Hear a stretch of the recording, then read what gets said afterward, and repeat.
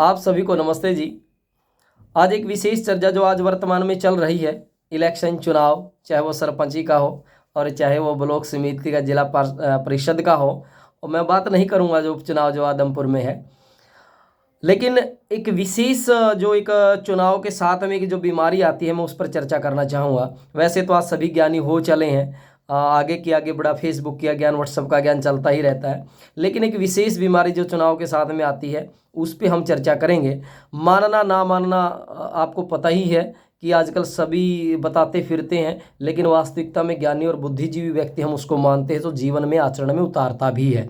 अर्थात कि मैं जब किसी को कहूँ कि नशा नहीं करना चाहिए तो मुझे खुद पर भी लागू करना चाहिए कि मैं नशा नहीं करता, इसलिए मैं वो बात बोलने के ज़्यादा पक्ष में रहता हूँ।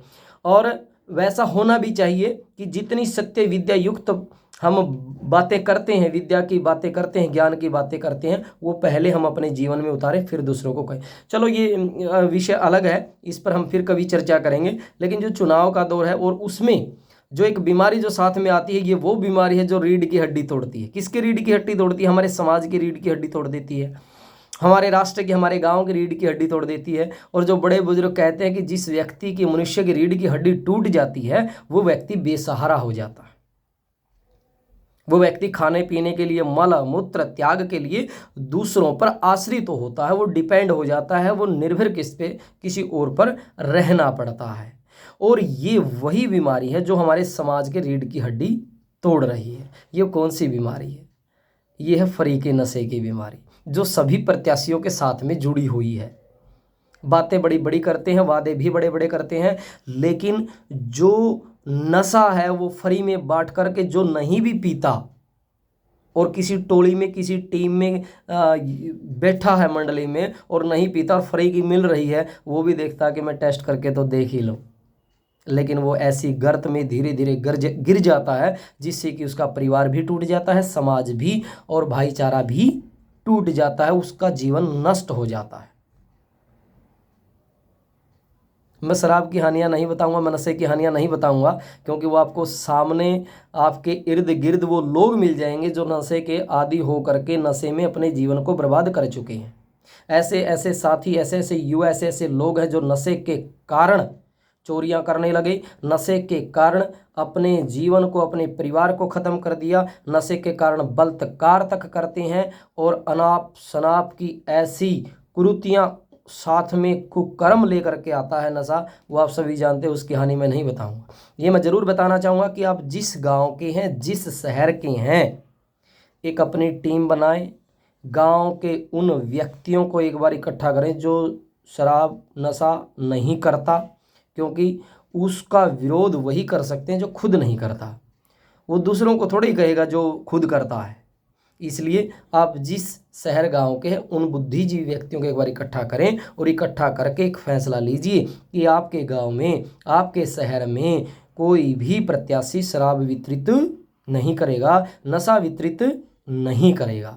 इसमें फ़ायदा ही फ़ायदा, इसमें नुकसान नहीं। और ये फ़ायदा आप भी जानते हैं, सबसे बड़ा फ़ायदा भाईचारे का, सबसे बड़ा फ़ायदा है चरित्र का, सबसे बड़ा फ़ायदा है पैसे का, अर्थ का।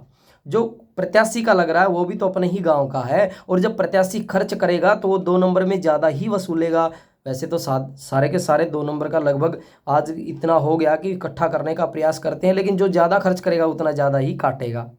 इसलिए सभी गाँव में, सभी शहरों में जितने भी अभी जहाँ चुनाव होने हैं वहाँ बुद्धिजीवी व्यक्ति इकट्ठे होकर के एक निर्णय जरूर कर लें कि उन सभी प्रत्याशियों को बुलाएं और संकल्प दिलवाएं, शपथ दिलवाएं कि वो चुनाव के समय नशा वितरित नहीं करेंगे। इससे गांव का भी लाभ है और प्रत्याशी का भी लाभ है, क्योंकि नशा एक बार जीवन में आ गया तो वो ऐसा दलदल है कि उससे आप निकल नहीं सकते। और बिल्कुल ही यदि आप इस समाधान की ओर बढ़ना चाहते हैं कि हम हमारे गांव में श्रेष्ठ समाज को और श्रेष्ठ सिद्धांतों को स्थापित करना चाहते हैं, तो आप आर्यताओं की तरफ बढ़ सकते हैं, अर्थात आप श्रेष्ठ बन सकते हैं। और जो श्रेष्ठ व्यक्ति होता है वो खुद भी चरित्रवान होता है, खुद भी नशे से मुक्त होता है और दूसरों को भी नशे से दूर करने का प्रयास करता है और दूसरों को भी चरित्र निर्माण की ओर लेकर चलता है।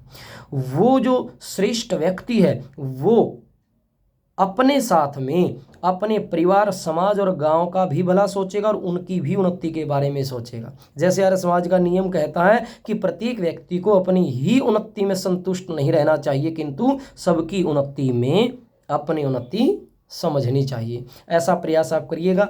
इस चुनाव में सभी प्रत्याशी शपथ ले लें, संकल्प ले लें कि हम शराब नशा वितरित नहीं करेंगे। यदि आप गांव का भला चाहते हैं, यदि आप अपने वास्तविकता में समाज का भला चाहते हैं, कि कुछ करना चाहते हैं, तो कम से कम एक इस छोटे से निर्णय को स्वीकार करें और शपथ लें इकट्ठे होकर के। क्योंकि एक यदि नहीं बांटेगा, दो बांटेंगे तो फिर उसको रहेगा कि वो तो वोट ले गया जी, वो तो ये ले गया जी। इसलिए सांझे सभी इकट्ठे होकर के भाईचारे से शपथ लीजिए कि नशा वितरित नहीं करेंगे। आओ बढ़ें नशा मुक्त गांव की ओर, आओ बढ़ें नशा मुक्त युवा की ओर। हमारा सपना नशा मुक्त हो गांव अपना, क्योंकि इस नशे ने घरों को उजाड़ दिया, जवानी को उजाड़ दिया, चरित्रहीनता फैला दी है, बलात्कार बढ़ा दिए हैं, चोरी डकैती सब बढ़ा दिए हैं। इस नशे को दूर करें, केवल बातों से नहीं, जीवन में लागू करें। आप सभी को नमस्ते। वीडियो अच्छा लगे तो शेयर जरूर करना है, लंबी जरूर हो गई है लेकिन ज़्यादा से ज़्यादा शेयर कीजिए। नमस्ते जी।